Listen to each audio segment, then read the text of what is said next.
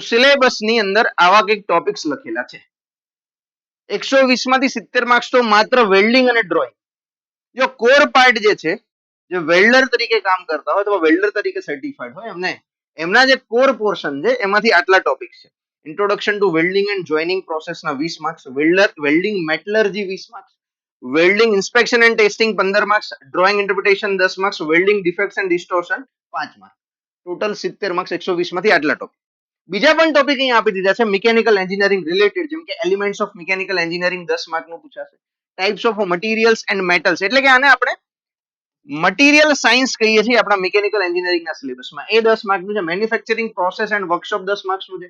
Engineering graphics design and drawing 5 માર્કનું પૂછાશે. Measuring instruments 5 માર્કનું પૂછાશે. થર્મોડાયનેમિક્સ 5 માર્કનું પૂછાશે. હીટ ટ્રાન્સફર 5 માર્કનું પૂછાશે. એટલે એનું વેટેજ 50 માર્ક્સ.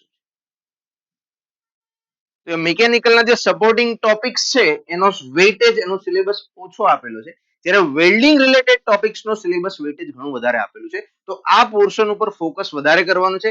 સાથે એવું પણ કહી શકાય કે જેમણે મિકેનિકલ એન્જિનિયરિંગની બીજી કોઈ એક્ઝામની તૈયારી કરેલી છે અગાઉ, એ લોકોને આ પોર્શન તો ઓલમોસ્ટ ક્લિયર હોવો જોઈએ, કેમ કે મિકેનિકલની દરેક એક્ઝામમાં આ ટોપિક્સો સિલેબસમાં આપણને પૂછવામાં આવે જ છે. આ આપણા માટે નવું છે. વેલ્ડિંગ પ્રોસેસ ખાલી ભણેલા હશો, બાકી બધા ટોપિક આપણા માટે નવા છે. આમાંથી 50 માર્કનું આપણા માટે એવું છે કે જે કદાચ આપણે ક્યાંય ભણ્યા નથી, તો એ આપણે કવરઅપ કરીશું. આ કોર્સની અંદર એ આખો પોર્શન જે છે આપણો કવરઅપ થઈ જશે.